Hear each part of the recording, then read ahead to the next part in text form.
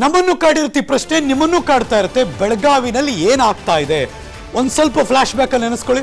ಇತ್ತೀಚೆಗೆ ಚಳಿಗಾಲದ ಅಧಿವೇಶನ ಬೆಳಗಾವಿ ಭಾಗದಲ್ಲಿ ನಡೆದಂತ ಒಂದು ಪ್ರಕರಣ ರಾಷ್ಟ್ರ ಮಟ್ಟದಲ್ಲಿ ಸದ್ದು ಸುದ್ದಿ ಮಾಡಿತ್ತು. ಎಲ್ಲರೂ ಕೂಡ ಓಡ್ ಬಂದಿದ್ರು ಇಲ್ಲೇನಾಯ್ತು ಅಂತ ನೋಡೋದಕ್ಕೆ ಅಂತ. ಅಂದ್ರೆ ಅದು ವಂಟಮೂರಿ ಗ್ರಾಮದಲ್ಲಿ ನಡೆದಿದ್ದಂತಹ ಒಂದು ಕೇಸ್. ಆ ಕೇಸ್ ಮಾಸೋದಕ್ಕೆ ಮುಂಚೆನೆ ಮಗದೊಂದು ಹೀನ ಕೃತ್ಯ ಆಗಿದೆ. ಎಲ್ಲಾಯ್ತು, ಯಾಕಾಯ್ತು, ಏನಾಯ್ತು, ಮೊದಲ ಬ್ರೇಕಿಂಗ್ ನ್ಯೂಸ್ ತಗೋತಾ ಇದ್ದೀವಿ. ಬೆಳಗಾವಿ ಭಾಗ ವಂಟಮೂರಿ ಕೇಸ್ ಮಾಸೋದಕ್ಕೆ ಮುಂಚೆನೆ ಮತ್ತೊಂದು ಹೀನ ಕೃತ್ಯ ಆಗಿದೆ. Breaking news.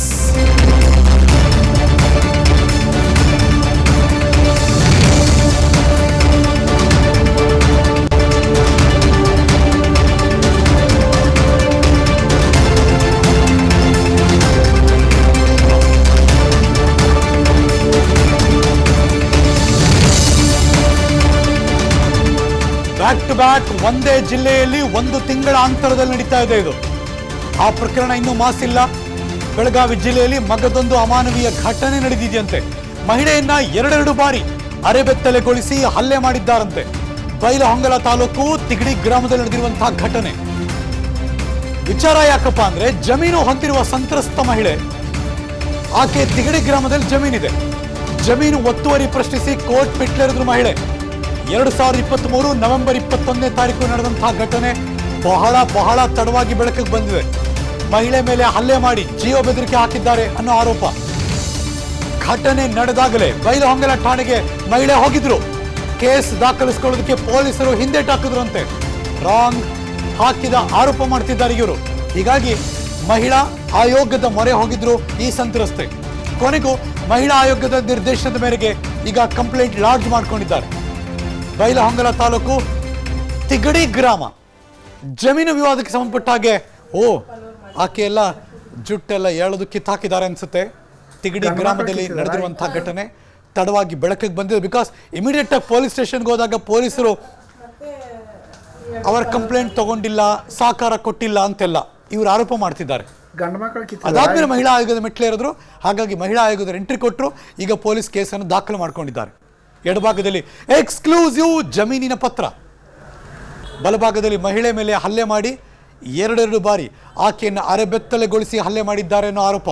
ಇದು ಬೆಳಗಾವಿ ಜಿಲ್ಲೆ ತಿಗಡಿ ಗ್ರಾಮ ಅಲ್ಲಿ ನಡೆದಿರುವಂತಹ ಘಟನೆ. ಇದು ವಿಷಯ ಏನಪ್ಪಾ ಅಂದ್ರೆ, ಈ ಸಂತ್ರಸ್ತೆಯ ಜಮೀನಿಗೆ ಹೊಂದಿಕೊಂಡ ಹಾಗೆ ಪೈಪ್ ಲೈನ್ ಅಳವಡಿಕೆ ಮಾಡಿದ್ದಾರೆ. ಹಾಗಾಗಿ ನೀರು ಬಂದ್ರೆ ಇವ್ರ ಜಮೀನು ಕೂಡ ನುಗ್ಗುತ್ತೆ, ಬೆಳೆ ಹಾನಿ ಆಗುತ್ತೆ. ಬರ್ತಾ ಇದೆ ಅದರ ಮುಂದುವರೆದ ಭಾಗ. ಮತ್ತೊಂದು ಬ್ರೇಕಿಂಗ್ ನ್ಯೂಸ್. ಸಂತ್ರಸ್ತೆಯ ಜಮೀನಿಗೆ ಹೊಂದಿಕೊಂಡ ಹಾಗೆ ಪೈಪ್ ಲೈನ್ ಅಳವಡಿಕೆ ಮಾಡಿಕೊಂಡಿದ್ದಾರೆ. ಪೈಪ್ ಲೈನ್ ಅಳವಡಿಕೆಯಿಂದ ಸಂತ್ರಸ್ತೆಯ ಜಮೀನಿಗೆ ನೀರು ನುಗ್ಗುತ್ತೆ, ಬೆಳೆ ಹಾನಿ ಆಗುತ್ತೆ. Breaking news number 2.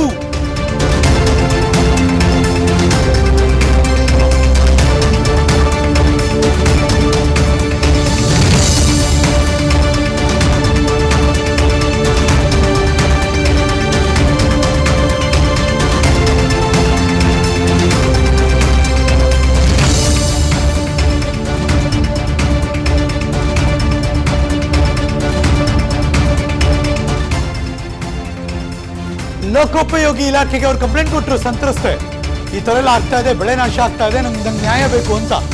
ಆ ಕಂಪ್ಲೇಂಟ್ ಅನ್ವಯ ಪೈಪ್ ಲೈನ್ ತೆರವುಗೊಳಿಸಿದ್ರು PWD ಅಧಿಕಾರಿಗಳು. ಆಗ ಇವ್ರು ತಿರುಗಿದ್ರು, ರೊಚ್ಚಿಗೆದ್ರು. ಇದೇ ವಿಚಾರವಾಗಿ ನವೆಂಬರ್ 21ನೇ ತಾರೀಕು ಸಂತ್ರಸ್ತೆ ಮತ್ತು ಆರೋಪಿಗಳ ಮಧ್ಯೆ ಗಲಾಟೆ ಆಯಿತು.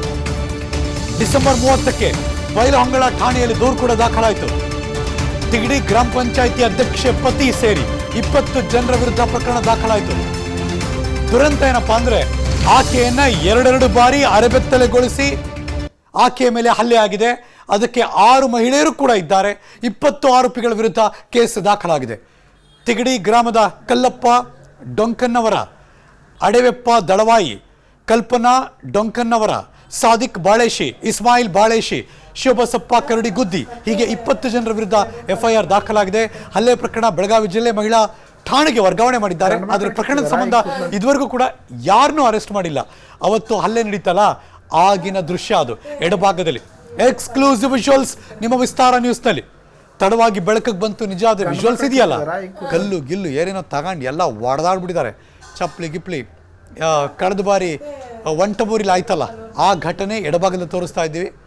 ಅದು ಮಾಸೋದಕ್ಕೆ ಮುಂಚೆನೆ ಬಲಭಾಗದಲ್ಲಿ ಆಕೆಯ ಕೂದಲು ಎಲ್ಲ ಕಿತ್ತು ಆಕೆ ಮೇಲೆ ಹಲ್ಲೆ ಮಾಡಿದ್ದಾರೆ. ಎರಡೂ ದೃಶ್ಯ, ಒಂದು ತಿಂಗಳ ಗ್ಯಾಪಲ್ಲಿ ಎರಡೂ ದೃಶ್ಯ ಬೆಳಗಾವಿ ಭಾಗ. ಹಾಗಾಗಿಯೇ ನಾವು ಕೇಳಿದ್ದು ಬೆಳಗಾವಿ ಭಾಗದಲ್ಲಿ ಏನಾಗ್ತಾ ಇದೆ. ರಾಜ್ಯ ರಾಜಕಾರಣದಲ್ಲಿ ಬಹಳ ಪ್ರಭಾವಶಾಲಿ ಹಣಬಲ, ತೋಳ್ಬಲ, ಎಲ್ಲ ಬಲದಲ್ಲೂ ಪ್ರಭಾವಶಾಲಿಯಾಗಿರೋ ನಾಯಕರಿರೋ ಜಿಲ್ಲೆ ರೀ ಅದು ಬೆಳಗಾವಿ ಜಿಲ್ಲೆ. ಆದರೆ ಅದೇ ಬೆಳಗಾವಿ ಜಿಲ್ಲೆಯಲ್ಲಿ ಈಗ ಈ ಥರದ ಘಟನೆ ಬ್ಯಾಕ್ ಟು ಬ್ಯಾಕ್ ನಡೀತಾ ಇದೆ. ಆ ಸಂತ್ರಸ್ತೆ ಮಾತಾಡಿದ್ದಾರೆ, ಬನ್ನಿ ತೋರಿಸ್ತೀನಿ. ನಾವು ಆಸ್ತಿ ಬೇರೆಯವ್ರು ಅಕ್ವೈರ್ ಮಾಡಿದ್ದಾರೆ ಅಂತ ಇವ್ರಿಗೆ ಏನು ಸಂಬಂಧನೇ ಇಲ್ಲ ಸರ್.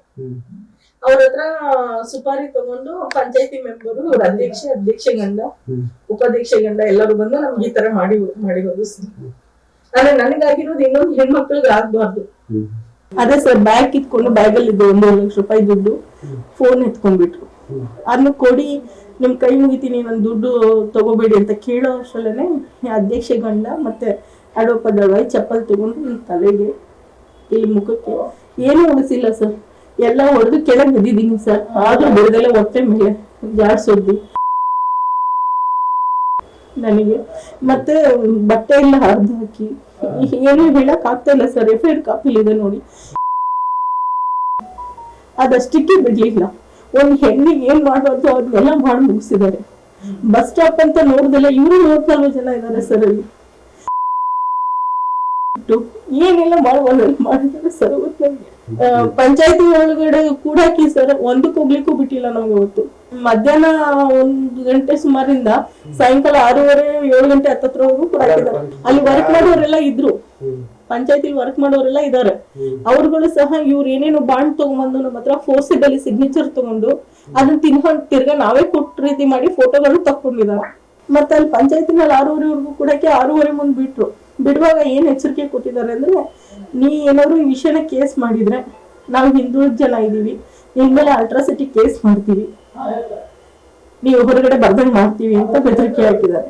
ಮತ್ತೆ ನಮ್ಮನ್ನು ಊರಲ್ಲಿ ನಿಲ್ಸಿ ಸುಡ್ತೀವಿ ಅಂತ ಬೆದರಿಕೆ ಹಾಕಿದ್ದಾರೆ. ನೀನ್ ಒಬ್ಳೆ ಇರ್ತೀಯ, ನೀನ್ ಹೆಣ ಪತ್ತೆ ಇಲ್ದಂಗ್ ಮಾಡ್ತೀವಿ ಅಂತ ಬೆದರಿಕೆ ಹಾಕಿದ್ದಾರೆ. ನನಗೆ ಜೀವದ ಭಯ ಇದೆ ಸರ್. ಈಗ ಯಾರ್ಯಾರ ಮೇಲೆ ಕಂಪ್ಲೇಂಟ್ ಕೊಟ್ಟಿದ್ದೀನೋ ಇವ್ರಗಡೆ ಕಾರಣ ನನ್ನ ಜೀವಕ್ಕೆ ಏನಾದ್ರು ಹೆಚ್ಚು ಕಮ್ಮಿ ಆದ್ರೆ. ಅನುಕ್ಷಣದ ಸುದ್ದಿಗಳಿಗಾಗಿ ವಿಸ್ತಾರ ನ್ಯೂಸ್ ಯೂಟ್ಯೂಬ್ ಚಾನೆಲ್ ಸಬ್ಸ್ಕ್ರೈಬ್ ಮಾಡಿ. ಹೊಸ ಸುದ್ದಿಗಳ ನೋಟಿಫಿಕೇಶನ್ಗಾಗಿ ಬೆಲ್ ಐಕಾನ್ ಕ್ಲಿಕ್ ಮಾಡಿ.